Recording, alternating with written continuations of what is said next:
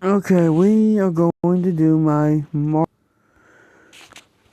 that I made for ChatGPT. I'm using the app right now since the actual online page version don't want the voice thing to work. So I had to download the app.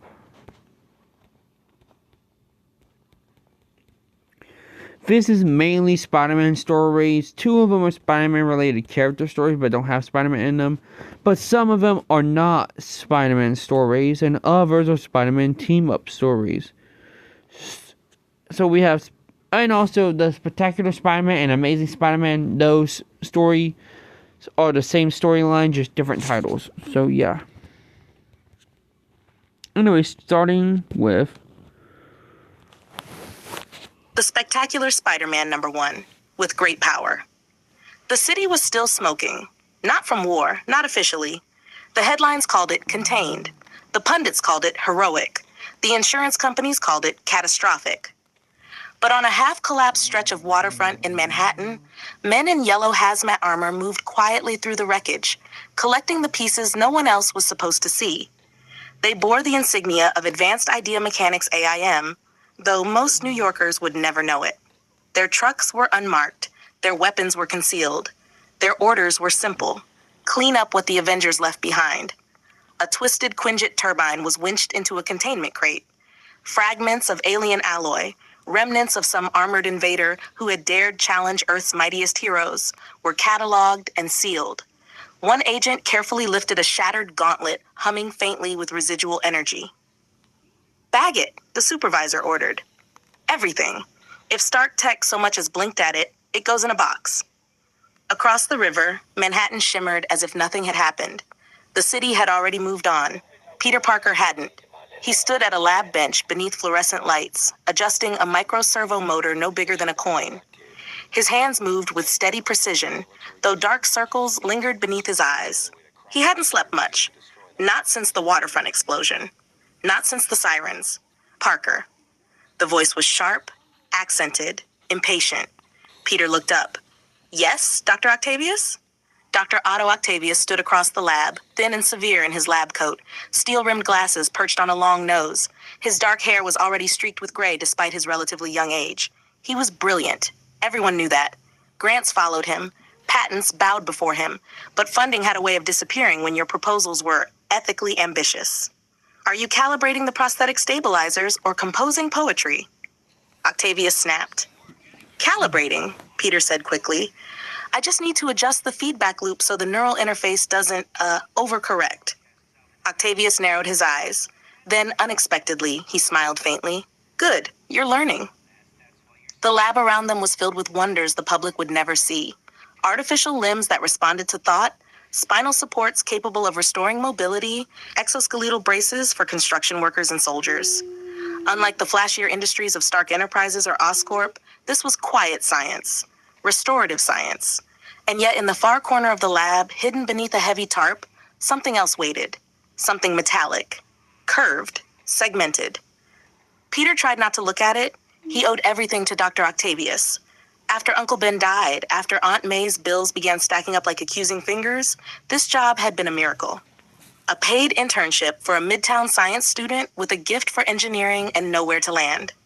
Peter Parker had always been gifted, before he was bitten. The memory returned to him now as he tightened the servo housing, a memory he would never escape. It had been a field trip to Oscorp, a showcase of genetic innovation hosted by the ever-charismatic Norman Osborn students from Midtown High wandered through glass corridors while genetically modified spiders crawled inside secure habitats. Peter had been distracted. He'd wandered too close. One spider, irradiated, altered, brilliant red against black, had fallen from its enclosure and landed on his hand. The bite had felt like a pinprick. By the time he got home, it felt like fire. He'd collapsed in his bedroom. Fever dreams, flashes of light, his body rewriting itself cell by cell. When he awoke, the world was different. Sharper, louder. He could hear Aunt May's heartbeat downstairs. He could see dust particles floating in sunbeams. He could cling to walls.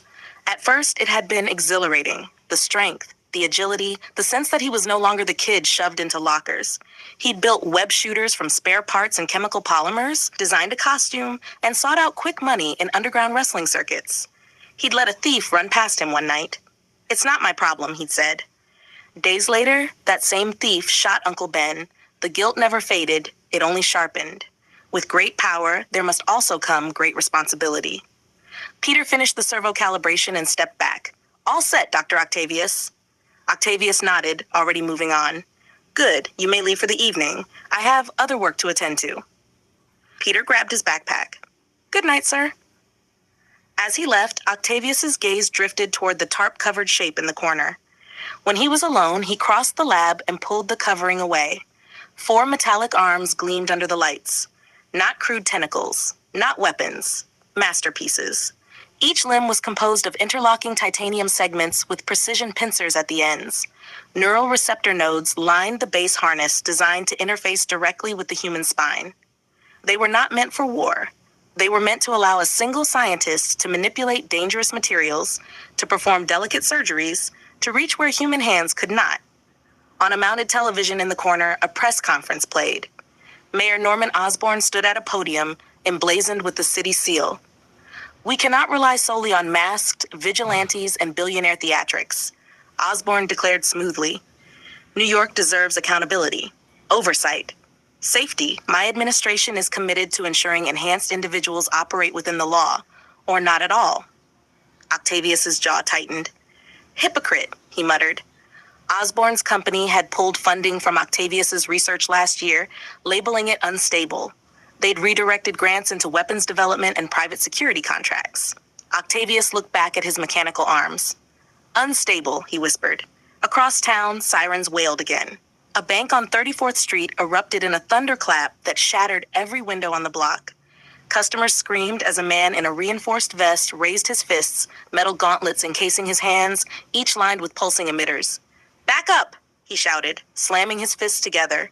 A concussive shockwave blasted outward, flipping desks and cracking marble columns. The gauntlets were AIM tech, salvaged, repurposed. Sold on the black market to someone desperate or angry enough to use them. Police cars screeched to a halt outside, and from above, a red and blue figure watched from the side of a skyscraper. Spider-Man adjusted his mask lenses and muttered, "Okay, Pete, just another average Tuesday night. Bank robbery, shockwave fists, totally normal." He leapt. Web lines snapped from his wrists as he swung downward, crashing through a shattered window in a blur of motion. "Hey, buddy," Spider-Man called as another shockwave blasted toward the entrance. "I think you forgot to read the no shirt, no shoes, no sonic devastation policy." The robber spun. "Who are you supposed to be?" "Friendly neighborhood Spider-Man. You can call me Spidey, or your imminent regret. I'm flexible." The man roared and fired a directed blast. Spider-Man flipped backward, the shockwave tearing up the floor where he'd stood. He fired webbing at the gauntlets, but another concussive burst shredded the strands midair. "Okay," Spidey muttered. "So we're doing this the hard way." The robber slammed both fists into the ground. The shockwave rippled outward in a circular blast. Spider-Man jumped straight up, clinging to the ceiling as debris flew beneath him. His spider sense screamed a split second before the robber aimed upward. Spidey kicked off the ceiling just as another blast exploded overhead. Midair, he twisted, firing webbing not at the gauntlets, but at the man's feet. He yanked hard. The robber's legs flew out from under him. The next shockwave fired wild, blasting a hole in the vault door instead of the wall. "Hey, you're renovating without a permit," Spider-Man quipped. He landed, dodged another blast by inches, then somersaulted forward and planted both feet squarely into the man's chest. The impact knocked him backward into a row of safety deposit boxes. Before the robber could rise, Spider-Man webbed the gauntlets together, then cocooned his arms and torso in thick polymer strands. Police stormed in moments later. "Suspect secured," one officer shouted. Spider-Man gave a quick salute. "All yours, officers. Maybe check eBay for used Doom gloves next time." He shot a web line and swung out before the questions could start. By morning, every news outlet had a name for the would-be thief. "Shocker strikes Midtown Bank."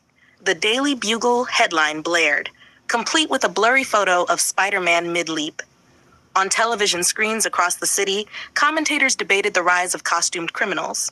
Footage replayed of the concussive blasts tearing through marble. At City Hall, Mayor Norman Osborn stood before a cluster of microphones once more. "This is precisely what I've been warning about," Osborn said gravely.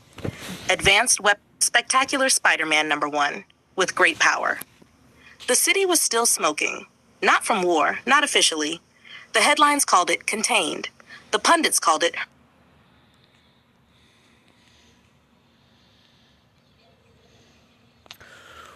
been warning about advanced weaponry in the hands of unstable individuals, mass vigilantes, escalating situation. My office will be interested in a task force directly to enhance threats. Directed to. We will make this city safer. Applause followed. High above the street, Spider-Man crouched on a gargoyle watching the broadcast from a shop window below. Yeah, he murmured softly. Safely. He thought of Uncle Ben. He thought of Dr. Octavius and the brilliance in that lab. He thought of AIM agents picking up through the Avengers leftovers in the dark. Now, no. New York was changing. Heroes saved it. Politicians steered it. Genius tried to fix it, and somewhere in between, a kid from Queens clung to the walls, trying to do the right thing one web at a time, and the city didn't know it yet. This was only the beginning.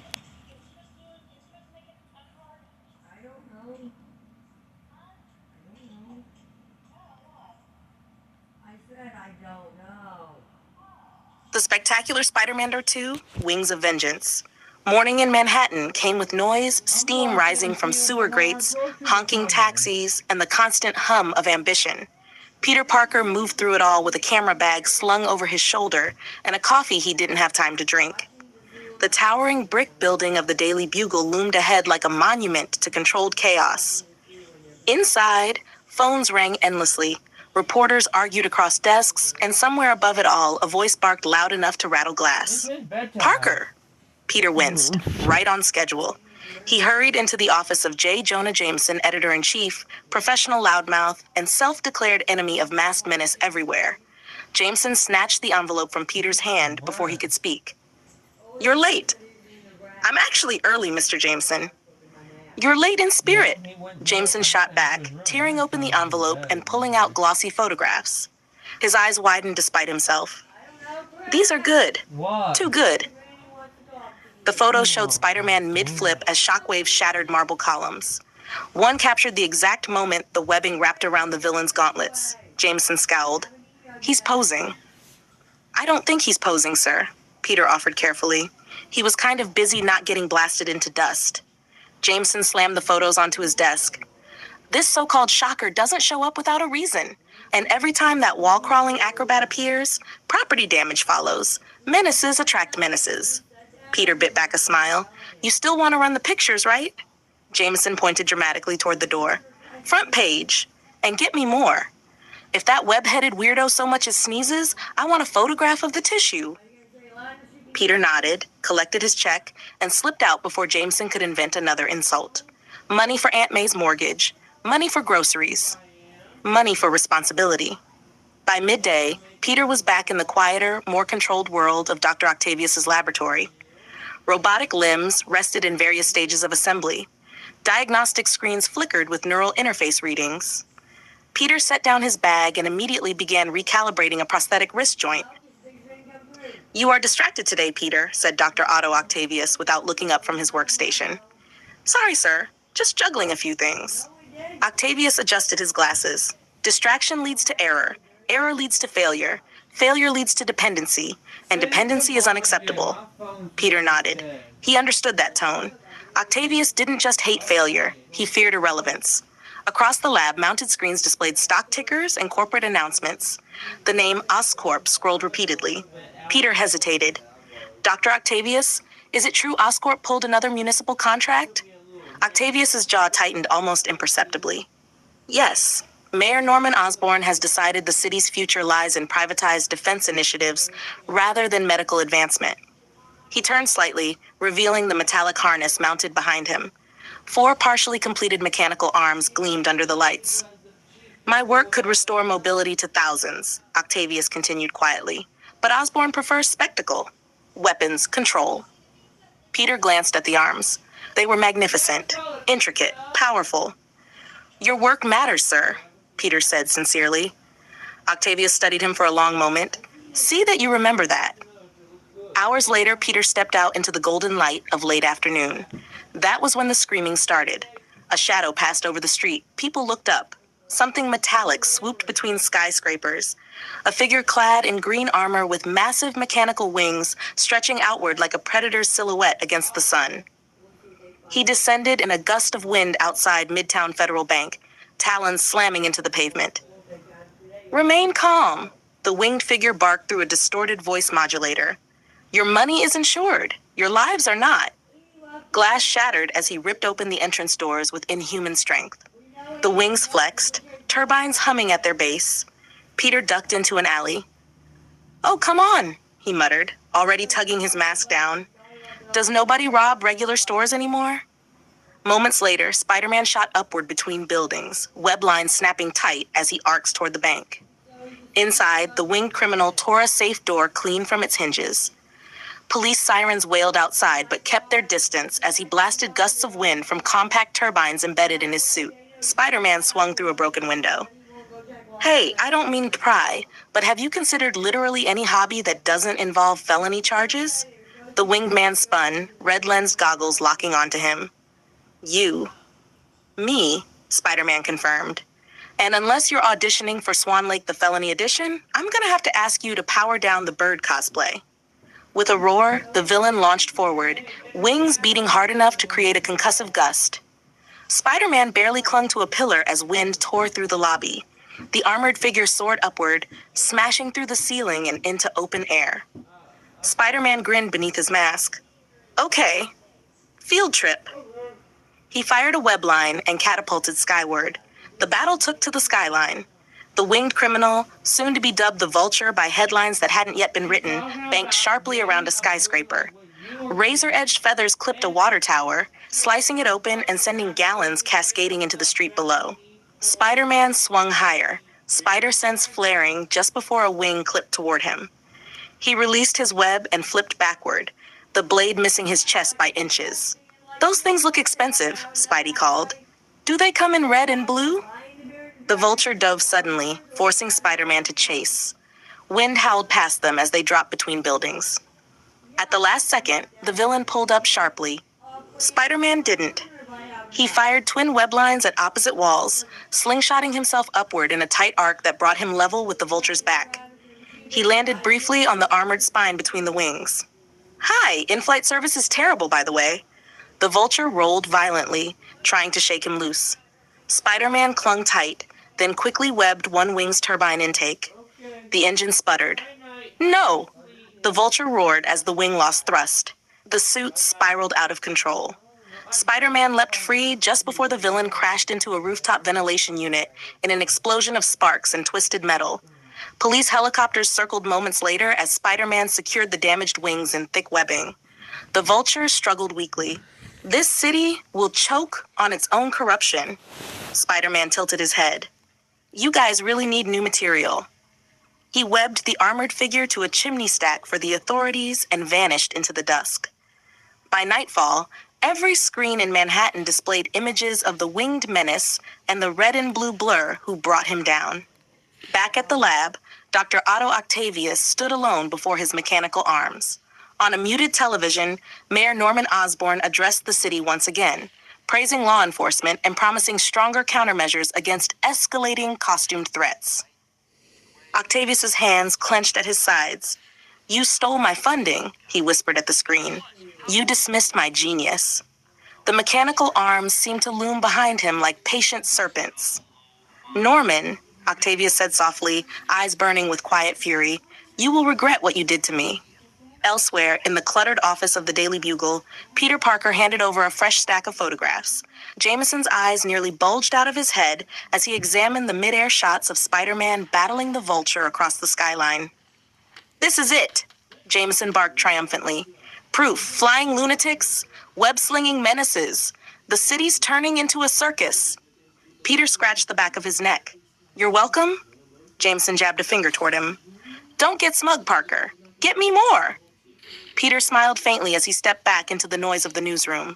Another villain down, another headline printed. Another day balancing two lives that could never collide. Above the city, the wind howled between skyscrapers. And somewhere in a quiet lab, 4 unfinished metal arms waited in the dark.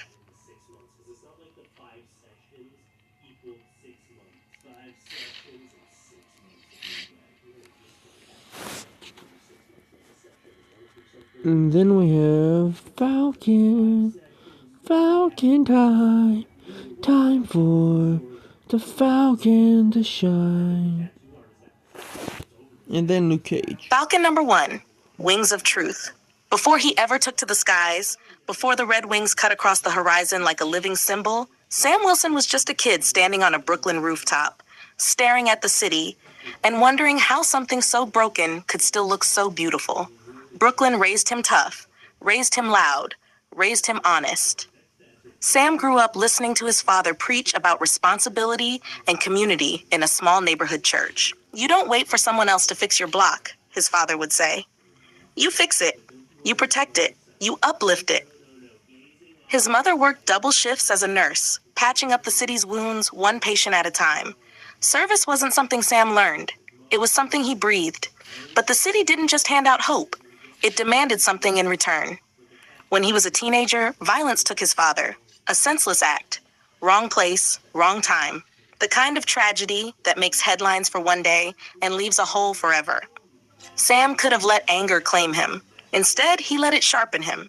He studied harder, trained longer, pushed himself further. Athletics became discipline. Discipline became focus, and focus became purpose. When he enlisted in the United States Air Force, it wasn't for glory. It was because he believed that if he could rise above the streets that took so much from him, he could protect the people still living in them. Sam Wilson became one of the Air Force's most promising pararescue airmen, the kind who jumped out of planes into chaos, the kind who flew toward danger, not away from it. He earned a reputation for calm under fire and impossible recoveries. It was during a classified training exercise over the Mediterranean that everything changed. The mission had been routine, escort and surveillance. But routine vanishes quickly when experimental tech is involved. The aircraft malfunctioned mid-flight. Systems scrambled. Controls locked. Sam fought the stick, trying to stabilize the nose as alarms screamed around him. Below, jagged coastline rushed closer. Eject, came the command over comms. Sam didn't hesitate. He pulled the lever. The sky exploded into wind and spinning blue. His chute deployed, but something wasn't right.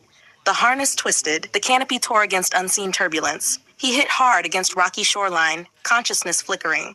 When he awoke, it wasn't to the sound of rescue choppers. It was to the rhythmic hum of advanced machinery. He lay inside a hidden coastal facility, sleek, secretive, and unmistakably beyond military standard issue. A man stood nearby, arms folded behind his back, expression unreadable. Red Skull smiled thinly. "You are fortunate, Samuel Wilson," he said. "Very fortunate." Sam tried to move. Pain shot through his ribs. "Where am I?" "In a place where potential is recognized," Red Skull replied.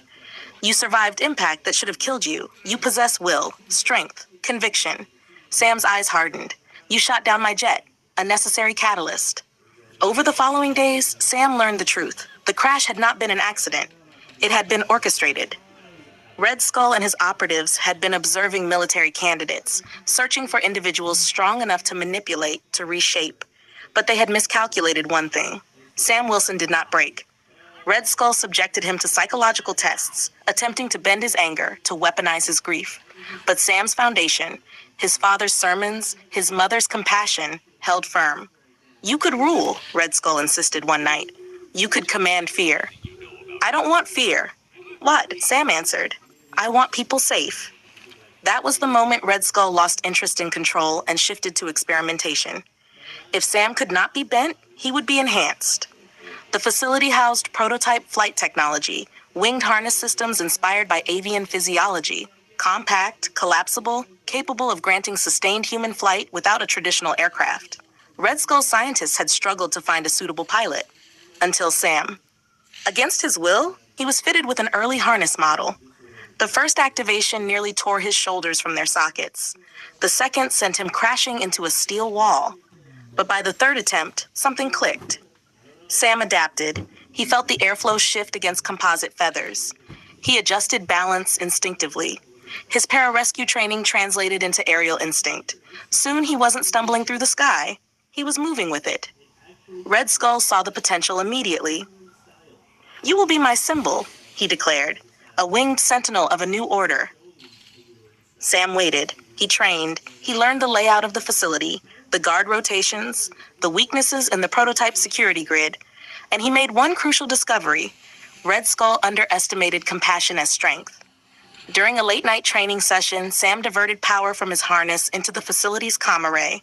It was crude, risky, but enough to send a fragmented distress signal. The signal was intercepted. Days later, alarms blared across the compound as chaos erupted at the perimeter. A shield ricocheted through steel doors. Boots struck concrete with unshakable resolve. Captain America had arrived. In the confusion, Sam activated the harness one final time, not as a test subject, not as a weapon, but as a man choosing his own direction. He burst through the upper levels of the facility, wings slicing through smoke and gunfire. Outside, the Mediterranean wind caught beneath the artificial feathers. For the first time, he wasn't falling. He was flying. Captain America found him on the cliffs overlooking the sea after the compound fell. "You handled yourself well up there," Steve Rogers said, offering a steady hand. Sam looked down at the harness strapped to his back. "I didn't ask for this." "Few of us do," Steve replied gently. "What matters is what you choose to do with it." Sam thought about Brooklyn rooftops, about sermons on responsibility, about a city that still needed protecting. "Then I choose to use it," Sam said. "Not for fear, not for control, for people." Steve smiled. "Then welcome to the fight." The military debriefing that followed was tense, classified technology, international implications, but Sam's service record and Captain America's endorsement carried weight. Instead of burying the harness in a vault, it was refined, stabilized, re-engineered with oversight and purpose. The wings became sleeker, stronger, red and white against the sky. Sam Wilson stood once more on a rooftop in Brooklyn, the city humming below. He fastened the harness, feeling its weight settle naturally across his shoulders. He stepped forward, the wings deployed with a mechanical whisper. And Sam Wilson, son, soldier, survivor, leapt into open air. The world would come to know him by a new name, Falcon. I guess this is a band tattoo or something. Look at this line up here. And then we have Luke Cage.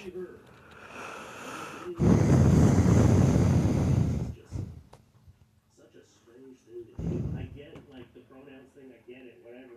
But getting it tattooed on your face, that is just not a good choice. You're gonna live to regret it, I feel like one day. You look pretty young right now. You gotta live to regret. Oh, that's disgusting. It looks gross. Oh, it's an infected zombie bite. No. From a distance, it looks like you're bruised and diseased. People are gonna be crossing the street. Like, you see this? Luke Cage #1, Power Man. Before the name meant anything, before the streets whispered it with respect, before criminals learned to run at the sound of heavy footsteps on pavement, there was just Carl Lucas. He grew up in Harlem when the neighborhood carried both rhythm and weight. Music spilled from brownstone windows, kids played stickball in the streets, but there were also sirens. There were also corners you didn't linger on. Carl learned early that strength meant survival. He was big for his age, stronger than most grown men before he'd even finished high school. Teachers told him he could go far with athletics. His friend Willis Stryker told him something different. "The world's already stacked," Stryker used to say. "You either climb it or you take what it won't give." They were close once, brothers in everything but blood. But where Carl saw hard work as a ladder, Stryker saw shortcuts as opportunity. Small hustles turned into bigger ones. Favors turned into debts. Carl tried to keep one foot out of the street life, but loyalty has gravity. It wasn't long before gravity pulled him under. The job went wrong. Very wrong. By the time the police arrived, there was a body, a pile of narcotics, and Carl Lucas standing in the wrong place at the wrong time. Stryker was nowhere to be found. At trial, evidence surfaced that only one person could have planted. Carl understood the betrayal the moment the verdict was read. Guilty. Prison stripped men down to their core.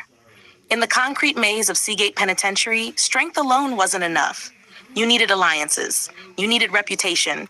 You needed to decide who you were going to be. Carl chose not to break. He kept his head down, did his time, took the beatings when he had to, gave them back when he didn't. The guards didn't like him. Other inmates respected him. Word spread quickly that Lucas wasn't easy prey. One guard in particular, a man named Rackham, made it his mission to grind that reputation into dust. "You think you're special?" Rackham sneered one night after a staged altercation landed Carl in solitary. "In here, you're nothing." But nothing was never what Carl had been. Seagate housed more than inmates. Hidden beneath its crumbling exterior was a private research program, an attempt to recreate the lost super soldier process that had once transformed Captain America into a living legend. Dr. Noah Burstein, the scientist overseeing the experiments, saw potential where others saw muscle. "You want a chance at early release?" Burstein asked quietly during a medical evaluation. "Volunteer." Carl wasn't naive. What kind of volunteer work? A procedure, cellular regeneration, enhanced tissue bonding. It could reduce your sentence or end his life. But in prison, hope is currency. And Carl Lucas had been bankrupt the day Stryker betrayed him. He signed the form. The experiment began in a sealed chamber, a chemical bath designed to accelerate human cellular repair and density. Electrodes were attached. Monitors hummed. The fluid glowed faintly around him. At first it felt warm. Then it felt like fire. Every nerve in his body ignited. Muscles convulsed. Vision blurred. He tried to scream, but the liquid swallowed the sound. Outside the chamber, Rackham watched with cold curiosity. Then something went wrong. Rackham, eager to sabotage the procedure and punish Lucas further, tampered with the controls, overloading the system beyond Burstein's intended parameters. The energy surged. The chamber exploded outward in a burst of steam and shattered glass. When the smoke cleared, Carl Lucas stood at the center of the wreckage, alive. Guards rushed him. Batons swung. The first one shattered against his skin. Carl stared at the broken wood at his feet. Another guard fired. The bullet flattened against his chest and dropped harmlessly to the floor. Silence fell. Carl flexed his hands slowly, feeling power hum beneath his skin. Not just strength, but density. His body felt forged, reinforced, unbreakable. Rackham lunged at him in fury. Carl caught the man's fist mid-swing, squeezed. The guard collapsed in pain. For the first time since his conviction, Carl felt something other than anger. He felt control. He escaped that night, not in a blaze of chaos, but with deliberate steps through walls that could no longer contain him. Steel bars bent like wire, doors tore from hinges. The ocean outside Seagate swallowed his trail as he vanished into the dark. By the time he resurfaced in New York, Carl Lucas was legally dead. In his place stood a man with bulletproof skin and a decision to make. He could run, he could hide, or he could turn the thing meant to cage him into something greater. Harlem hadn't changed. The same corners, the same fear, the same men exploiting it. Only now, Carl walked those streets knowing nothing short of a missile could put him down. He found Stryker's operation quickly. Crime has a scent if you know how to follow it. Willis Stryker didn't recognize the broad-shouldered man standing in his office doorway at first. "You lost?" Stryker asked casually. Carl stepped into the light. Recognition drained the color from Stryker's face. "That's impossible." "Yeah," Carl said evenly. "I get that a lot." The confrontation was short, brutal, honest. Stryker fired round after round in panic. Each bullet flattened uselessly against Carl's chest. "You set me up," Carl said, voice steady as stone. Stryker backed away. It wasn't personal. It was business. Carl grabbed him by the collar and lifted him effortlessly. "That's the problem. It was personal to me." He didn't kill him. He handed him to the police because he wasn't that man anymore. Word spread quickly through Harlem. There was a new player in the neighborhood, a man who couldn't be shot, couldn't be stabbed, couldn't be intimidated, a man who charged for his services but delivered results. He needed money, a new identity, a clean start. So he embraced a name that sounded like a challenge, Luke Cage. And when people asked what he did for a living, he answered plainly, hero for hire. But in the quiet moments, walking past brownstones under the orange glow of streetlights, he remembered being Carl Lucas, remembered betrayal, remembered prison walls. They tried to cage him. Instead, they built something unbreakable.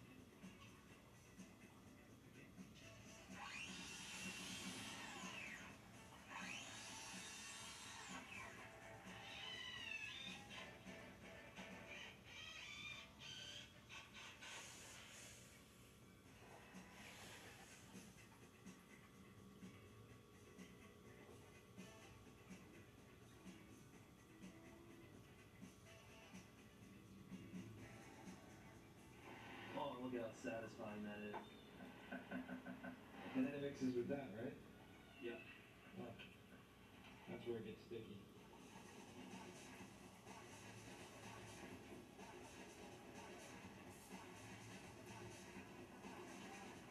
I don't know how to explain the nostalgia of that smell. It was the very first palm we ever made in the desert. The smell is just never. I can smell that in the middle of the desert, and I would know exactly what I'm smelling. Does that make sense?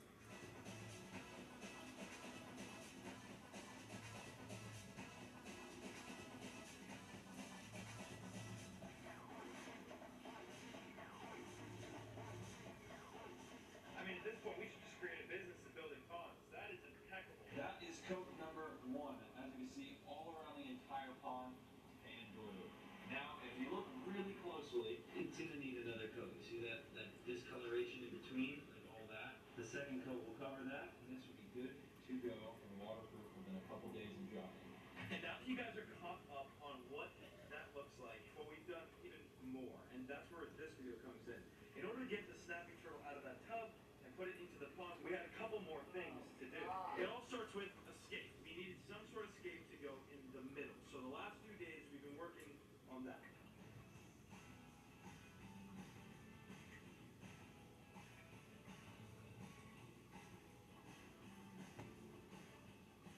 Alright, we're out here, and it's nighttime, but we gotta get it done. So, this is the skate, that was done. Ashley broached this. I ran out to the store and got 2 pieces of rock to go on top of this.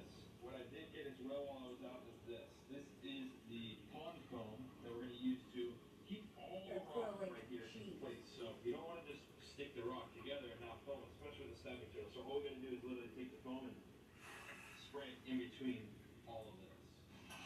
Anywhere the rocks connect, just put some foam. For the most part, actually, you did a pretty damn good job. It's a pretty in place. Hopefully, you guys are enjoying the foam process. Yep. Right. We're working at like 9 o'clock at night. I'm actually stoked to see the way this came out. And a lot of people have commented and said on the channel, like, and even on my Snapchat, they're like, dude, you did all that for a snapping turtle? I'm like, end of the day, it is for the snapping turtle. But I think we're going to end up with, like, largemouth, maybe even peacock bass, and maybe even some bigger stuff in here. Who knows what'll end up in here? But we did a 10 by 10 pond, so it's only a matter of time before that's filled up. The universal rock comes in. This thing turns into, did I spoil something? Maybe. You'll see it in this video. But, like, all that's going to get done, it's going to be, like, a totally different pond. So I'm going to want cool stuff. So I'm not really too worried about going all out and going extra. Oh! Are you gonna make it? Holy crap! Jiminy Crickets! That was really, really, really, really heavy. Watch your pants. Same. Oh, you want it up here? Yeah. Okay. That's what I'm thinking, at least. Oh, yeah. First piece. Perfect. I mean, look at that skate. Finally, we got the rest of the final little touches done. Added some rock on the back. I am so gnarly right now, but it just looks epic. I added this wood too, Ashley. Like that. Oh, I didn't It looks realize epic that. right there. You stack a couple rocks right here, and this is just like a giant cake. It looks so good. A big shout out to Caribou for this stuff. They sent us a bunch of rock as well. All this rock is from Caribou Siege. And we have another project we're doing with the rock in the building right now. It's like 10 o'clock at night. Yeah, it's great. We're done. It's awesome. I'm actually very excited to just make it epic. Alright, let's go. Now, we have Hellcat number 1. I'm what you might call a collector. If someone wants it, Hellcat number 1, born to run, before the mask, before the claws, before the name Hellcat echoed across rooftops, there was just Patsy Walker, and the world already thought it knew her. America met Patsy long before she ever chose who she wanted to be. She was smiling from magazine covers before she could spell her own name. The bright-eyed star of the wildly popular Patsy Walker comics, written by her ambitious mother, Dorothy Walker. Every freckle, every giggle, every fictionalized high school adventure sold by the millions.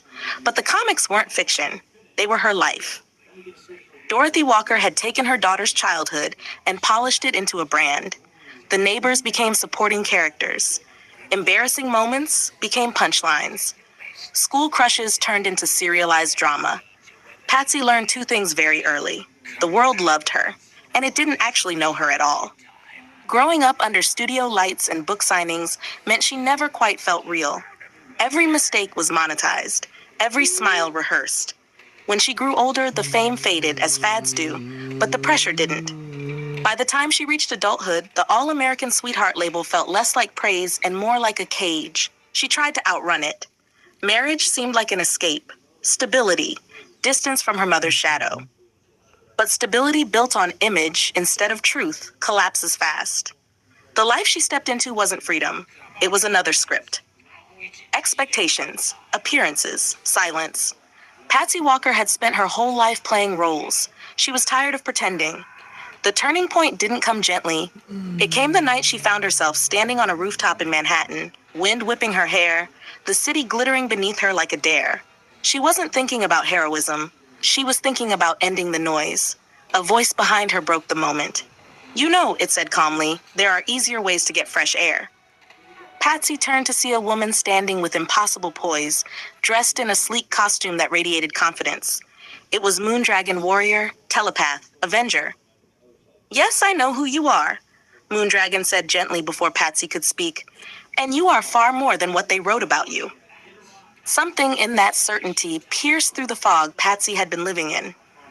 Moondragon didn't offer pity. She offered clarity. Over the following weeks, Moondragon helped Patsy confront the fractures in her life, not just emotionally, but mentally. Meditation, discipline, self-awareness. For the first time, Patsy felt like she was discovering herself instead of performing. But self-discovery without action felt incomplete. That opportunity arrived in the most unexpected way. During a visit to the Avengers Mansion as a civilian guest, an experience surreal enough on its own, Patsy wandered into a storage room filled with confiscated equipment from past battles. Crates labeled and archived, relics of defeated villains. One suit caught her eye, a sleek, form-fitting costume trimmed with fur at the collar and gloves tipped with retractable claws.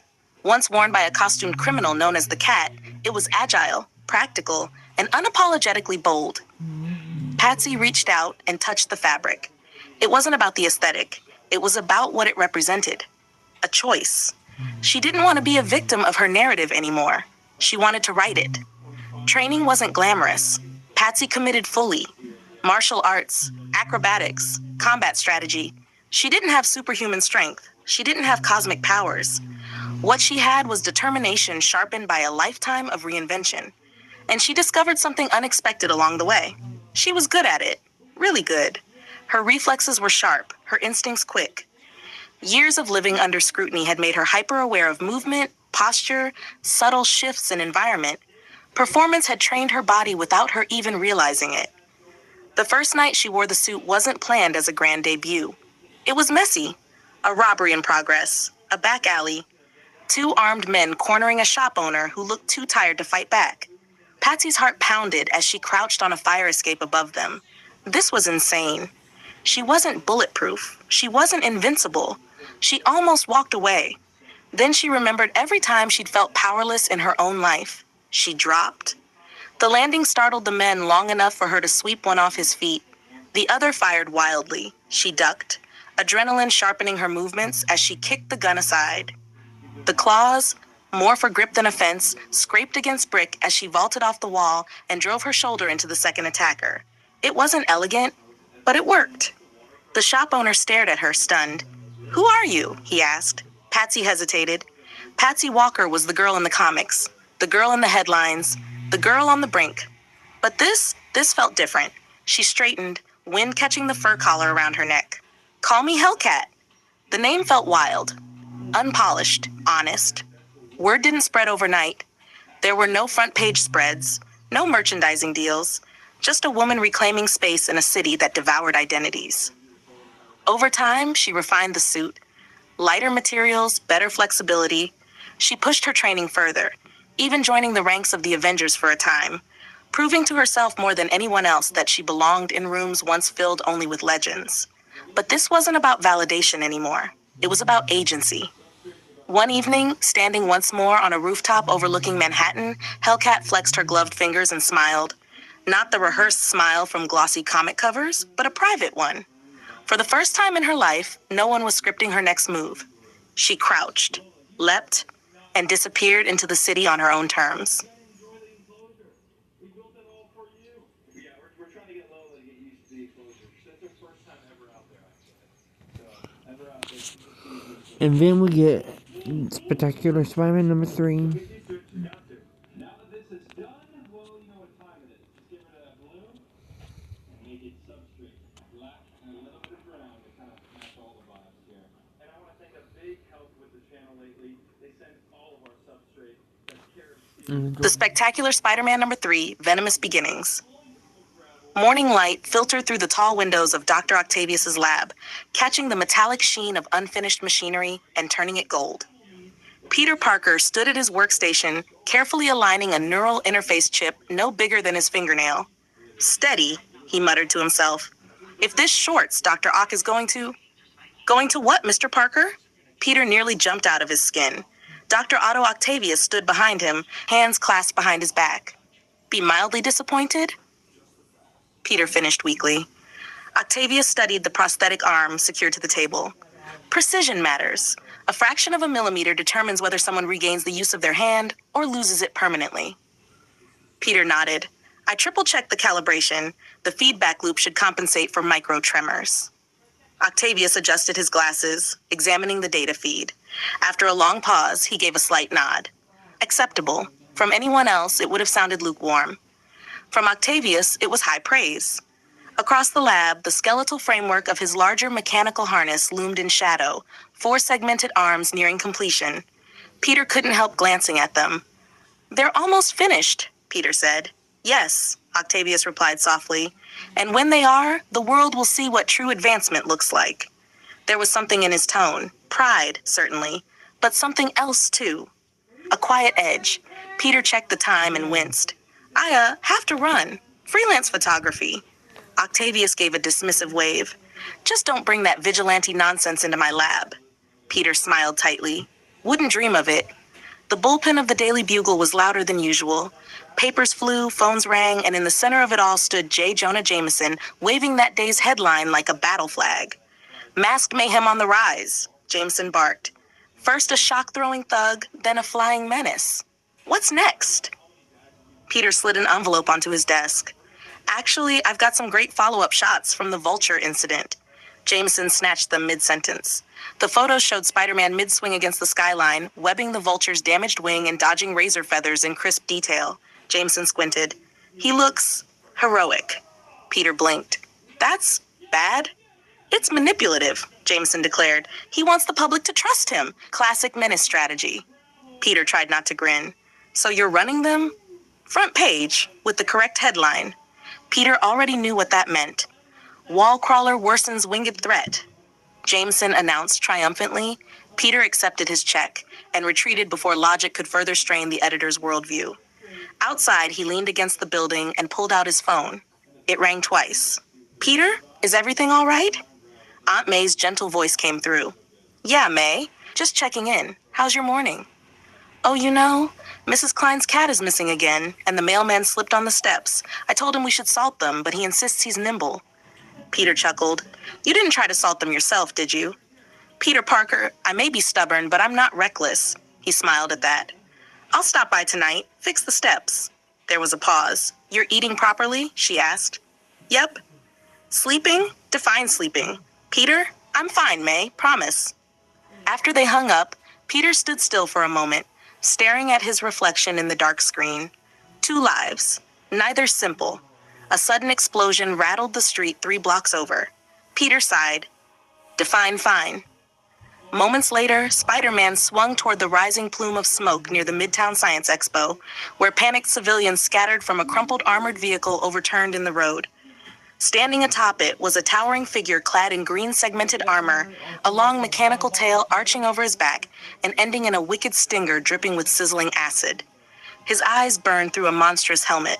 I know you're out there, the armored figure roared. Spider-Man! Spider-Sense screamed. Spidey flipped just as a glob of acid splattered against the wall behind him, eating through brick like paper. Wow, Spider-Man said, landing in a crouch. You've got the whole angry reptile vibe nailed. Very immersive.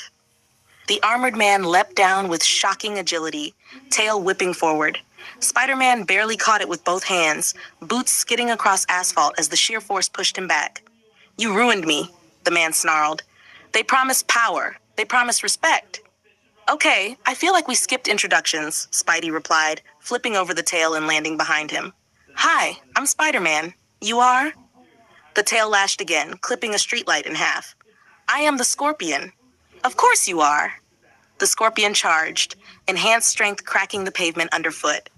Spider-Man dodged left, then right, but the tail anticipated his movement with terrifying precision. This wasn't random tech. This was designed to counter him. The Scorpion slammed him through a parked car. Metal crumpled around Spider-Man as alarms blared. "You think you're special?" Scorpion roared, advancing. "They made me stronger than you." Spider-Sense flared again. Spidey rolled as the Stinger punched clean through the engine block, where his head had been seconds earlier. "Okay, I'm officially concerned about the tail," Spider-Man muttered. He fired webbing at the Scorpion's legs, but the armored plating resisted. Another swing of the tail caught Spider-Man mid-leap and hurled him into a brick wall hard enough to crater it. The Scorpion loomed. "J. Jonah Jameson was right about you? Menace. Fraud." Spider-Man's eyes narrowed behind the mask. Jameson. That explained the grudge-fueled volume. As Scorpion lunged again, Spider-Man changed tactics. Instead of dodging away, he rushed forward, ducking under the tail's arc and firing webbing directly into the tail's segmented joints. He yanked hard, twisting midair to wrap the tail around a lamppost. The Scorpion roared as the pole bent under tension. Spider-Man vaulted upward, landing on the villain's back. He fired rapid bursts of webbing into the helmet's eye slits, blinding him temporarily. "Sorry, buddy. Reptile dysfunction." With one final heave, Spider-Man leveraged the tangled tail and flipped the Scorpion onto his back, cracking the pavement beneath him. He layered webbing thick over the armor's joints, immobilizing the limbs. Police sirens approached rapidly. The Scorpion struggled, furious and humiliated. "This isn't over," he spat. Spider-Man stepped back, breathing hard. "It never is." A sudden manic laughter echoed overhead. Both Spider-Man and the trapped Scorpion looked up. A sleek glider cut through the smoky sky, trailing a sickly green vapor. Standing atop it was a figure clad in emerald armor with a twisted, grinning mask and glowing yellow eyes. In one hand, he held a small spherical device pulsing with light. "Bravo, Spider-Man," the newcomer called theatrically. "First the bird, now the bug." Spider-Man stared. "Okay, that laugh? Not subtle." The glider swooped lower, effortlessly agile. "Consider this a courtesy introduction," the figure continued. "You may call me the Green Goblin." The name seemed to hang in the air like a curse. Spider-Man fired a web line toward the glider, but the goblin twisted aside with impossible reflexes. He hurled the glowing sphere downward. Spider-Sense detonated in Peter's skull. He dove just as the pumpkin-shaped bomb exploded in a burst of green flame, sending a shockwave across the street. By the time the smoke cleared, the goblin was already rising higher. "You're not ready for what's coming," the Green Goblin cackled. "But you will be." Spider-Man leapt, grabbing onto the edge of the glider for a split second, but the goblin kicked him away, sending him crashing onto a rooftop.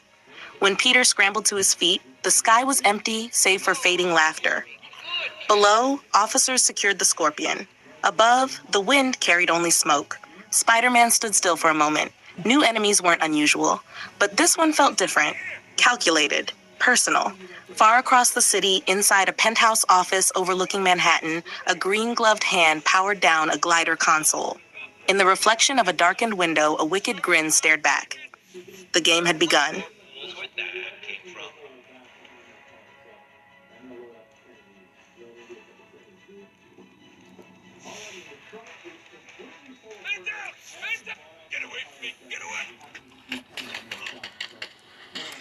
And next is Amazing Spider-Man number 0.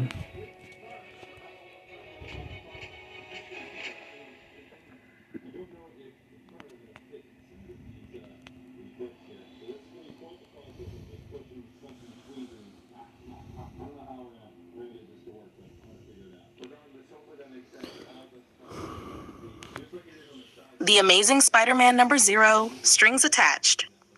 The laughter still echoed in Peter's head long after the green smoke had faded from the skyline. The Green Goblin. The name sounded ridiculous. The bombs hadn't been. Peter sat cross-legged on the edge of his small, cluttered apartment bed. Mask peeled halfway off, laptop open in front of him. The police scanner murmured softly from his desk. Outside, traffic hummed through Queens like nothing had changed. But something had. He rewound footage from a bystander's shaky phone video of the Scorpion's rampage. Frame by frame, he studied the armor joints, the tail articulation, the servo timing. This wasn't random, Peter muttered. He typed a name into a private database he probably wasn't supposed to have access to. Mac Gargan. The Scorpion's muffled threats during the fight replayed in his mind. Jameson was right about you. Peter's fingers moved faster. Mac Gargan, former private investigator, minor convictions, a stint in prison for aggravated assault, and then a larger charge. Poisoning. Peter's eyes narrowed. Several years back, Gargan had been arrested for poisoning a business associate during a dispute over protection rackets tied to Manhattan's underworld. The case had been airtight. Until it wasn't. The conviction had quietly disappeared from public record, wiped clean. Peter leaned back slowly. Okay, that's not suspicious at all. He dug deeper, following digital breadcrumbs through archived court documents and buried financial disclosures. One name kept surfacing in sealed filings and redacted motions. Wilson Fisk, the kingpin of crime. Officially, Fisk was a legitimate businessman, philanthropist, real estate magnate. Unofficially, well, everyone knew. Peter clicked his tongue. You don't just wake up bulletproof with a mechanical tail unless someone powerful signs the check. A few more keystrokes brought up a public donation ledger tied to a private city safety initiative. A large anonymous contribution had funded what was described as a counter-vigilante evaluation program. The payment had been routed through a shell corporation. But the recipient? J. Jonah Jameson. Peter stared at the screen. Please tell me you didn't. He could see it now. Jameson's obsession with Spider-Man, his constant editorials about unchecked vigilantes, the desire to prove the menace narrative. And somewhere along the way, someone had suggested the perfect anti-Spider-Man candidate. Mac Gargan, ex-con, physically imposing, desperate. All it would take was the right pitch and funding. Peter shut the laptop slowly. Jameson hadn't known about the poisoning charge. That much Peter was sure of. If he had, he'd have shouted it from the rooftops. No, someone had scrubbed Gargan's past clean before putting him in Jameson's line of sight. Someone who wanted a weapon aimed at Spider-Man. Someone like Fisk. Peter rubbed his eyes. So Fisk suggests Gargan. Jameson pays for the suit. Gargan tries to kill me. He sighed. And now there's a goblin. His phone buzzed with a Bugle alert notification. Daily Bugle exclusive. Spider-Man battles new Scorpion threat. Right. Photos. Peter grabbed his camera bag and headed out. The bullpen at the Daily Bugle was electric with energy. Reporters shouted over one another. Screens replayed footage of the Scorpion flipping a patrol car. Jameson stood at the center, practically vibrating with vindication. I told you, Jameson boomed. Escalation. You get one masked acrobat and suddenly every nut job in New York wants a costume. Peter slipped into the office and placed an envelope on Jameson's desk. Got shots from the fight. Jameson tore them open eagerly. Clear images of Spider-Man dodging the Scorpion's tail. A dramatic shot of the moment the armored villain hit the pavement, and one blurry, smoke-obscured image of a green figure on a bat-shaped glider. Jameson squinted. What is this supposed to be? That, Peter said carefully, is the guy who showed up after the Scorpion. Calls himself the Green Goblin. Jameson scoffed. It's a smudge, Parker. He was fast, Peter replied. That's the best I could get before he vanished. Jameson grumbled, but didn't discard the photo. Fine. We'll run it small. Mystery accomplice appears, and I want more, Parker. If there's a goblin in my city, I want Christmas cards from him. Peter nodded, accepting the check. As he turned to leave, Jameson added, almost absently, You see what happens when masked vigilantes inspire copycats? I try to do something about it, and what do I get? Chaos. Peter paused. Try to do something? He asked carefully. Jameson waved a dismissive hand. I fund initiatives, research, countermeasures. Somebody has to. Peter forced a neutral expression. Right? Of course. Outside, the city felt heavier. By the time Peter reached Queens, the sun was setting behind rows of modest houses. He stood for a long moment outside Aunt May's front door before knocking. It opened almost immediately. Peter! Aunt May beamed. I was just thinking about you.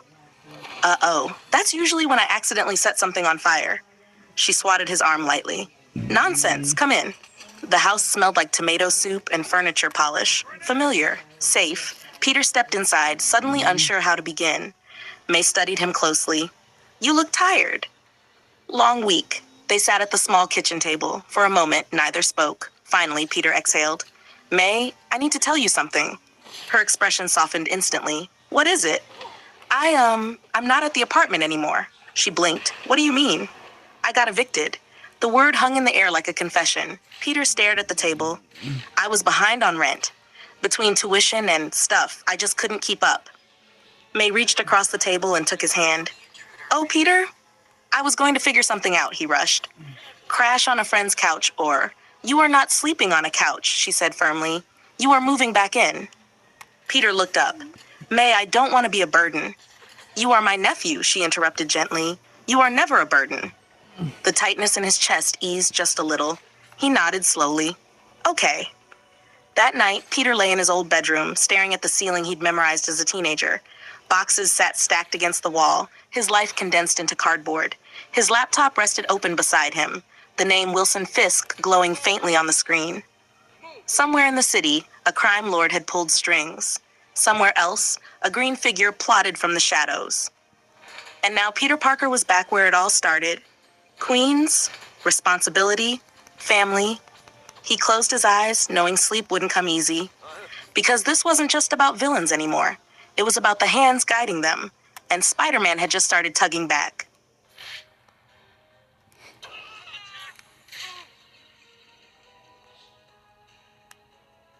Casualty, my location.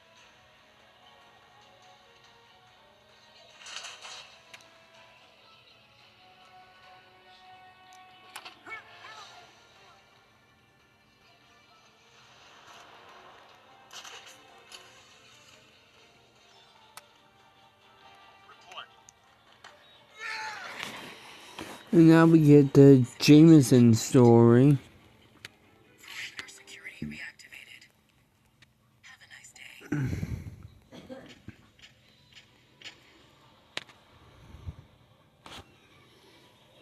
JJJ number 1. The line I won't cross. The interrogation room at the 15th precinct was smaller than J. Jonah Jameson would have preferred. The lighting was harsh. The table was metal.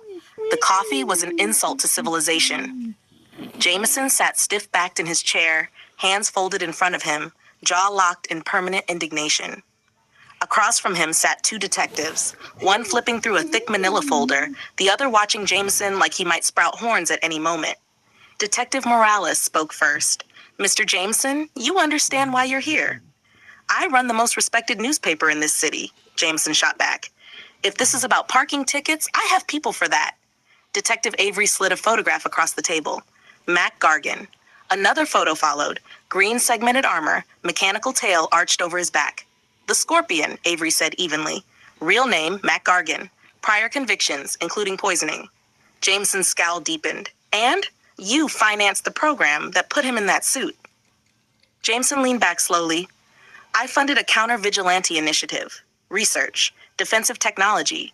Because this city has a masked individual swinging around making unilateral decisions with zero oversight. Morales tapped the file. Did you know Gargan's full criminal history had been sealed? No, Jameson said immediately. The detectives exchanged a look. You didn't vet him? Avery pressed. I was presented with a candidate, Jameson snapped. A private investigator with a clean record and supposed aptitude for physical endurance. The proposal was simple. Create a controlled response to Spider-Man's reckless interference. Controlled, Morales repeated dryly. Jameson slammed a palm against the table. Do you think I wanted a man rampaging through Midtown in a mechanized tail suit? Silence settled in the room.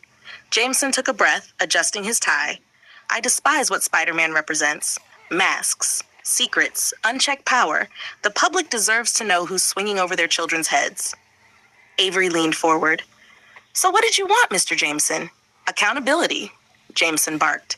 If this Spider-Man is as noble as people claim, then take off the mask, stand in the light, let the people decide if he's trustworthy. Morales studied him carefully. And if he isn't, Then arrest him, Jameson said flatly. Charge him, make him answer for the property damage and the vigilantism. Avery's gaze sharpened. Did you want him dead? Jameson recoiled as if slapped. No. The word was immediate, unfiltered. I want him unmasked. I want him answerable. I want him operating within the law or not at all. But dead? Jameson shook his head firmly. I run a newspaper, detective, not a hit squad. Morales flipped another page in the file. You were approached by a third party suggesting Gargan as a candidate. She said, do you recall who? Jameson hesitated for the briefest moment. A businessman, he admitted, a donor to several city initiatives. He suggested Gargan had the right background to withstand enhancements. The file I was shown was clean. Name? Avery asked. Jameson's jaw tightened. Wilson Fisk. The room grew heavier. Morales scribbled a note. And you had no knowledge of Gargan's poisoning conviction? None, Jameson said. If I had, I would have thrown him out of my office personally. Avery leaned back, studying him. You understand how this looks. Oh, I understand perfectly, Jameson replied. Spider-Man shows up. Crime escalates. I try to do something proactive, and suddenly I'm the villain. No one's calling you a villain, Morales said carefully. Good, Jameson muttered. The detectives exchanged another glance, the silent language of professionals who had spent years reading liars. Jameson wasn't lying. Angry? Yes. Obsessed? Absolutely. But not murderous. Morales closed the file. For now, we're satisfied you weren't aware of Gargan's sealed record, she said. If further evidence surfaces, you know where to find me, Jameson interrupted, usually yelling. Avery stood. One more question. Jameson sighed dramatically. Make it quick. If Spider-Man walked into your office tomorrow and revealed his identity, what would you do? Jameson didn't hesitate. I'd print the truth, he said. And then I'd shake his hand. The detectives paused. Jameson continued, voice lower now. This city deserves transparency. If he's truly a hero, then he shouldn't have to hide. And if he's not, then we have a bigger problem. Morales studied him for a long moment, then nodded. We're done here, Mr. Jameson. The door opened. The noise of the precinct flooded in, phones ringing, officers talking, the steady churn of law and order grinding forward. Jameson stood, straightened his jacket, and walked out without looking back. Outside, reporters lingered near the entrance, hoping for a scandal. Jameson stopped at the steps, turned toward them, and raised his voice. I stand by what I've always said. This city needs accountability. But let me make one thing clear. His eyes flashed behind his glasses. I may want Spider-Man unmasked, but I will never wish death on anyone. Cameras flashed. Headlines would spin it however they liked. But as Jameson climbed into a waiting cab, he stared out at the skyline in silence. Somewhere up there, a masked figure swung between buildings. Jameson clenched his jaw. Show your face, he muttered to the empty seat beside him. Let the people decide. The cab disappeared into traffic, and for once, the line between obsession and principle remained unbroken. And now we get the Iron Man story. Boom, boom, boom, boom, boom, boom. Iron Man number 1, Forged in Fire. Long before the armor gleamed red and gold against the sky, before the world chanted his name or cursed it, there was only a man who believed he could build his way out of anything. Tony Stark was born into brilliance. The son of industrial titan Howard Stark. Tony grew up surrounded by laboratories instead of playgrounds. Circuit boards replaced bedtime stories. Engines hummed where lullabies might have been. By the time he was a teenager, Tony was already surpassing professors at MIT. Physics, engineering, artificial intelligence. If it could be understood, Tony could master it. If it could be improved, Tony could redesign it. When Howard Stark died in a sudden car accident, the world mourned a visionary. Tony inherited an empire. Stark Industries became Tony's proving ground. Under his leadership, the company flourished. Defense contracts expanded, weapon systems grew smarter, faster, more efficient. Governments lined up for Stark's innovations. Tony told himself the same thing every defense contractor tells themselves. If we don't build it, someone worse will. He believed it, until the day he saw his own work used against him. Tony traveled to Afghanistan to demonstrate a new missile guidance system, precision weaponry designed to end conflicts swiftly. The convoy moved through mountainous terrain under heavy guard.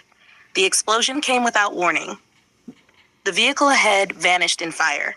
Tony was thrown from the Humvee as shrapnel tore through metal and bone. He felt something punch into his chest, hot and final. When he tried to breathe, agony answered. The last thing he saw before darkness took him was the Stark Industries logo stamped on the remains of the missile that had nearly killed him. When he awoke, it was in a cave. The air was damp, cold. The sound of dripping water echoed against stone. He tried to move, and pain lanced through his chest. A small device glowed beneath his torn shirt. Wires ran from it into his skin. "You are fortunate to be alive." Tony turned his head. Standing nearby was Ho Yinsen, a physicist taken captive by the same militant group that now held Tony prisoner. "What did you do to me?" Tony rasped. "Saved you," Yinsen replied calmly. "The shrapnel is too close to your heart to remove. The electromagnet in your chest prevents it from reaching your vital organs." Tony looked down at the crude metal device embedded in his body. "You built this?" "With scraps," Yinsen said, "but it will not last forever." Armed guards entered the cave hours later, weapons raised. Their leader spoke through a translator. "You will build weapons for us," he demanded. "The Jericho missile. Replicate it." Tony stared at him, fury simmering beneath the pain. They wanted him to build the same weapon that had destroyed his convoy.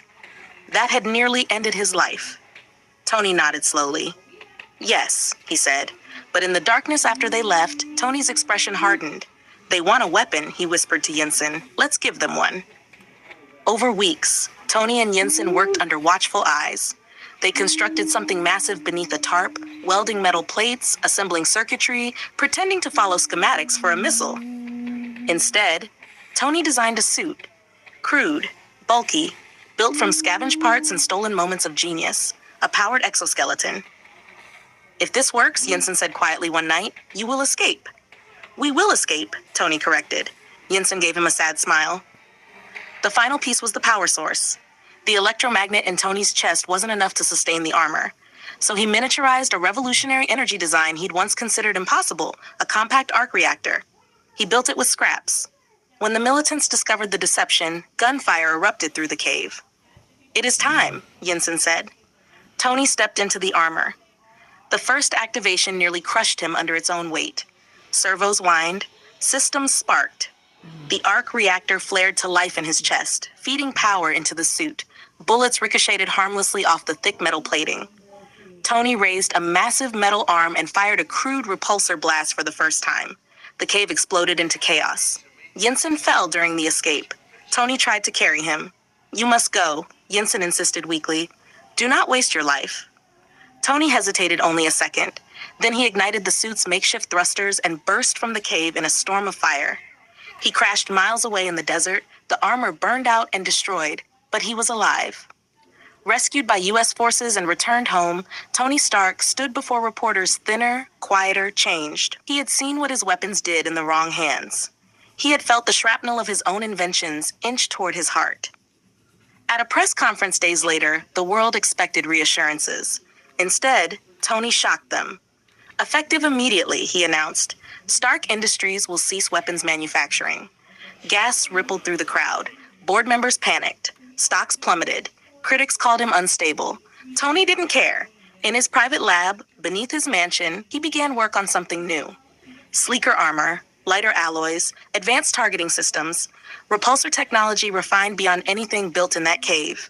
The first red and gold suit stood before him like a promise. Not a weapon for war, a suit for protection. Tony stepped into the armor once more. The systems activated smoothly. HUD displays flickered to life.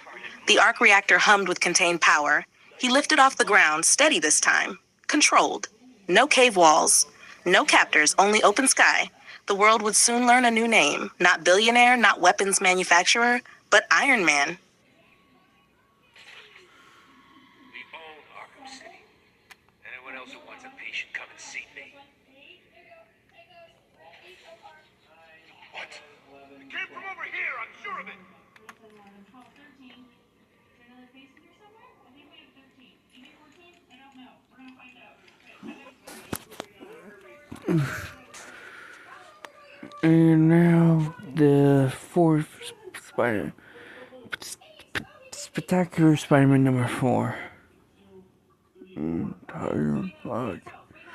Normally not tired this early. The Spectacular Spider-Man number 4, Iron and Shadow. The rooftops of Manhattan were never quiet anymore.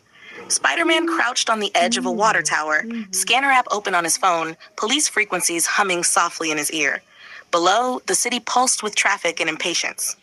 "Let's see," he muttered. Attempted ATM theft in Queens, suspicious drone activity in Midtown, guy dressed like a raccoon harassing tourists in Times Square. A sudden energy spike flashed across the scanner. Industrial District, Lower Manhattan, followed by a security alert from a Stark Industries satellite warehouse. Spider-Man straightened. Okay, that's new. He leapt from the rooftop and swung toward the East River. The Stark facility wasn't flashy. No giant logo, no press tours. Just reinforced steel walls and next-generation security systems guarding advanced prototypes that definitely shouldn't end up on the black market. And currently, the front entrance was blown wide open. Spider-Man landed silently on a nearby light post and peered inside. A figure moved through the smoke with feline precision, sleek armor hugging his frame, a flowing purple cloak trailing behind him.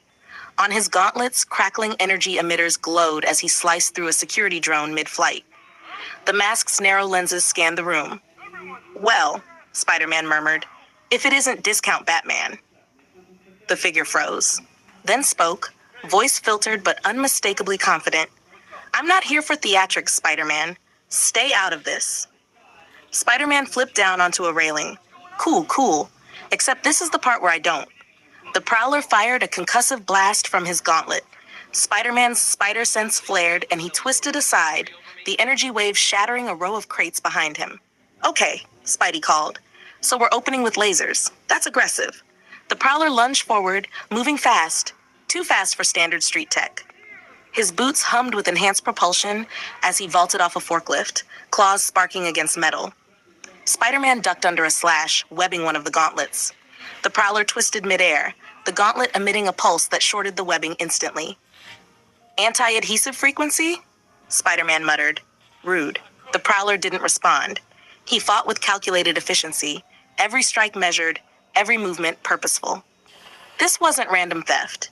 He moved directly toward a sealed vault door bearing the Stark insignia. Spider-Man fired a rapid volley of webbing at the Prowler's legs and yanked. The armored thief stumbled, but rolled through it, firing a grappling line to the ceiling and swinging upward. "You don't understand," the Prowler said sharply. "I need what's in that vault." "Buddy," Spider-Man replied, clinging upside down from a beam. "Nobody ever explains that part before the punching." The vault door suddenly split open from the inside. A beam of red-hot energy sliced outward, forcing both Spider-Man and the Prowler to dive for cover. Boots touched the floor with metallic finality. The red and gold armor gleamed under flickering warehouse lights. Iron Man straightened to full height, arc reactor glowing brightly in his chest. "I really need to start installing RSVP systems," Iron Man said coolly. "Breaking in is so last century." Spider-Man tilted his head. "Oh, good. Cavalry. Shiny, flying cavalry." Iron Man's helmet turned slightly toward him. "You're welcome." The Prowler recalculated instantly. He hurled 2 compact explosives toward Iron Man, detonating in twin bursts of blinding white light. Iron Man's HUD compensated immediately.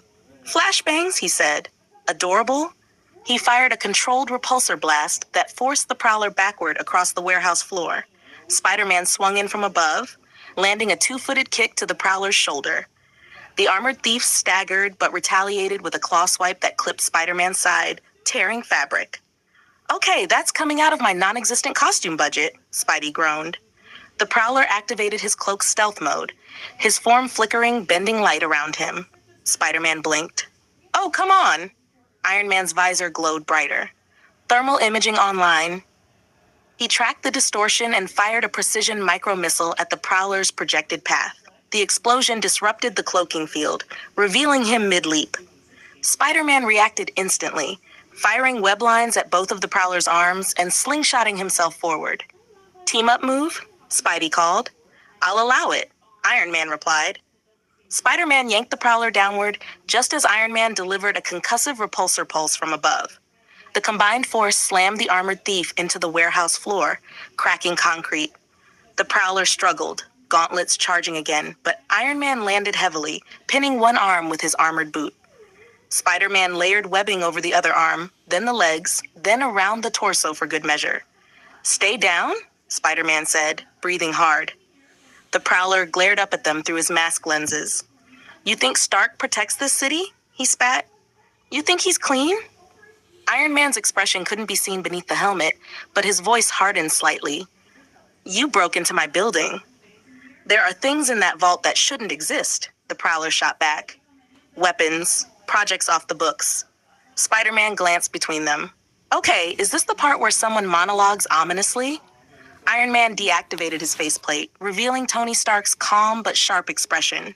"There are prototypes in that vault," Tony said evenly. "None of them illegal, all of them secured. If you had concerns, you could have tried knocking." The Prowler scoffed. "You don't knock on billionaires' doors." Sirens wailed in the distance. Spider-Man stepped back as Iron Man reactivated his helmet.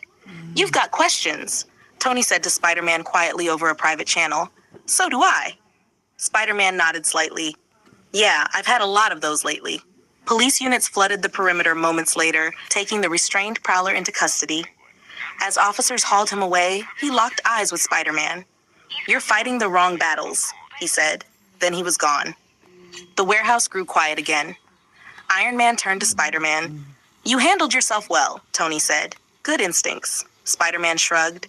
"You're not so bad for a walking jet engine." A faint hum of amusement came from the armor. "If you ever want to compare notes less destructively, let me know." Spider-Man tilted his head. "Is that billionaire for good job?" "It's billionaire for don't break into my warehouses." Spider-Man fired a web line toward the open roof. "Deal." He swung up into the night sky, disappearing between skyscrapers. Iron Man watched him go for a moment before rocketing upward himself, streaking red and gold against the dark. Below, Manhattan continued as it always did, unaware of how close its future hovered above it. And somewhere in the shadows, other eyes watched, waiting.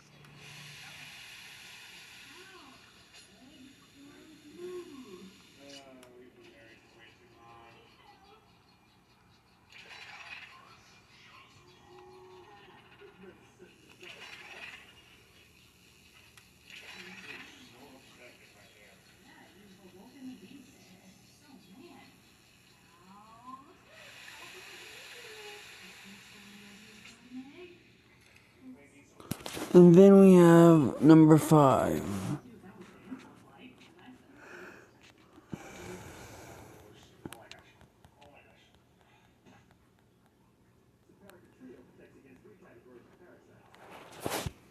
The Spectacular Spider-Man #5, When Walls Fall.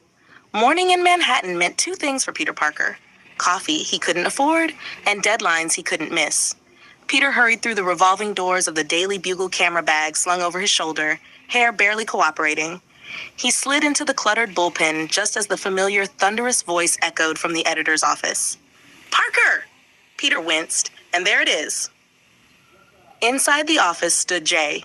Jonah Jameson newspaper clenched in one hand, the other pointing accusingly at a front-page headline featuring a grainy image of Spider-Man and Iron Man from the warehouse incident. "You call this a clear shot?" Jameson barked. "I can't even tell if that's Spider-Man or a red and gold toaster." "It was dark," Peter offered weakly. "Explosions. Very inconsiderate lighting." Jameson narrowed his eyes. "I want better pictures, and I want something big. That masked menace has been busy." "You follow him, Parker? You understand me?" Peter nodded quickly. "Follow dangerous superhumans. Got it." He left before Jameson could add, "without getting killed," because that part always felt implied. Later that afternoon, Peter changed in an alleyway 2 blocks from a disturbance call lighting up police scanners across his phone. Multiple units responding, heavy property damage, reports of something smashing through a parking structure. Spider-Man shot a web line skyward. "Okay," he muttered. "Let's see what today's problem is." He arrived to find chaos. Concrete chunks littered the street, cars overturned like toys, a city bus lay tipped on its side, and standing in the center of it all was a mountain of muscle encased in a gray, rhino-shaped armored suit. The horn on the helmet gleamed as the brute roared and charged straight through a storefront wall like it was cardboard. "Okay," Spider-Man said, landing on a traffic light. That's new and aggressively themed. The massive figure turned, snorting. I am the Rhino, he bellowed. Of course you are, Spider-Man replied. Missed opportunity to call yourself subtle man, Rhino charged. The ground shook with every step. Spider-Man flipped aside at the last second as Rhino plowed through the traffic light pole, metal bending around his armored shoulders. Before Spider-Man could web him up, something else happened. The brick facade of the building behind Rhino shimmered, then moved. Bricks twisted, mortar stretching like sinew, forming crude arms and legs as an entire section of wall peeled itself free from the structure. A face formed in the stone. You will all respect me, the living wall boomed. I am the wall, Spider-Man stared. I'm sorry, he said slowly. Did the building just introduce itself? The wall stomped forward, chunks of masonry dropping with each step. Rhino glanced back. Stay out of my way. I will not, the wall shouted indignantly. This is my city block. Spider-Man held up both hands. Okay, I have several questions and none of them are good. Rhino charged again, forcing Spider-Man to leap upward. He fired webbing at Rhino's feet, but the adhesive barely slowed the massive brute. Armor's bonded to his skin, Spider-Man muttered. That's not creepy at all. The wall swung a stone fist toward Spider-Man. He ducked, the blow smashing into a parked taxi instead. You disrespect solid architecture, the wall yelled. Buddy, Spider-Man shot back, I respect architecture. I just prefer when it stays architecture. Rhino and the wall began fighting each other in the confusion, Rhino ramming straight through the wall's torso, sending bricks exploding outward, only for the masonry to reform around him. The street was seconds away from complete collapse. And then a new voice cut through the chaos. That's enough. A powerful figure stepped into the street, muscles rippling beneath a bright yellow shirt, chains wrapped loosely around his fists. Luke Cage Rhino turned. Another one? Luke cracked his knuckles. Name's Cage. You're wrecking my neighborhood. Rhino charged. Luke didn't move. The impact sounded like a truck hitting a steel wall. Rhino staggered backward, stunned. Spider-Man blinked from his perch. Okay, I like him. The wall tried to stomp Luke from behind, but Cage turned and caught the descending stone foot with both hands, muscles flexing as he held back literal masonry. Spider-Man, Luke barked. Legs first. On it. Spider-Man swung low, webbing Rhino's knees together with layer after layer of reinforced strands. As Rhino stumbled forward again, Luke stepped aside at the last second. Rhino couldn't stop. He barreled straight into the wall. Spider-Man fired web lines at both of them, yanking with all his strength and redirecting their combined momentum toward an empty construction pit nearby. Luke seized the opportunity. He lifted Rhino bodily, armor and all, with a roar and hurled him downward. Rhino crashed into the pit in a cloud of dust. The wall attempted to pull itself free from the street, but Spider-Man webbed chunks of loose rebar and scaffolding around its base, anchoring it in place. Luke grabbed a nearby cement mixer truck, tilted it, and dumped semi-liquid concrete over the wall's lower half. The mixture hardened quickly, pinning the animated bricks together. The wall groaned dramatically. This is structurally unsound. Tell it to the zoning board, Spider-Man said. Police sirens grew louder. Rhino struggled in the pit, but Luke dropped down after him and delivered a final earth-shaking punch that left the armored brute dazed and unmoving. Minutes later, both villains were restrained, Rhino reinforced with industrial cables, the wall immobilized in hardened concrete. Luke dusted off his hands. Spider-Man landed beside him. So, Spider-Man said, do you fight sentient architecture often? Luke smirked slightly. First time for everything. Spider-Man extended a hand. Thanks for the assist. Luke shook it firmly. You did all right, kid. Spider-Man tilted his head. Kid? Luke chuckled. You talk too much to be older than 25. Fair. As emergency crews secured the area, Spider-Man swung away into the fading afternoon light. Hours later, Peter Parker stood once more in the office of the Daily Bugle, laying fresh photographs across Jameson's desk. Clear shots of Rhino mid-charge, the wall mid-transformation, Luke Cage lifting a cement truck, and even a surprisingly crisp image from the previous warehouse incident, Iron Man and Spider-Man standing side by side over the defeated Prowler. Jameson grabbed the Rhino photo first. This is what I'm talking about, he shouted. Destruction, chaos, that menace attracts lunatics like a magnet. Peter shifted awkwardly. Technically, he helped stop them. Jameson slammed the desk.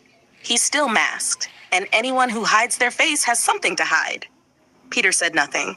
He just collected his check, small but enough, and stepped back into the busy newsroom. Outside the window, the city stretched endlessly.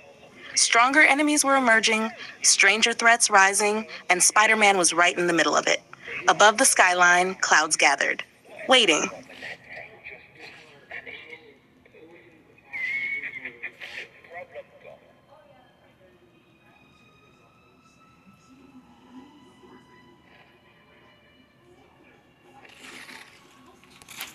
Now the Doctor Strange story.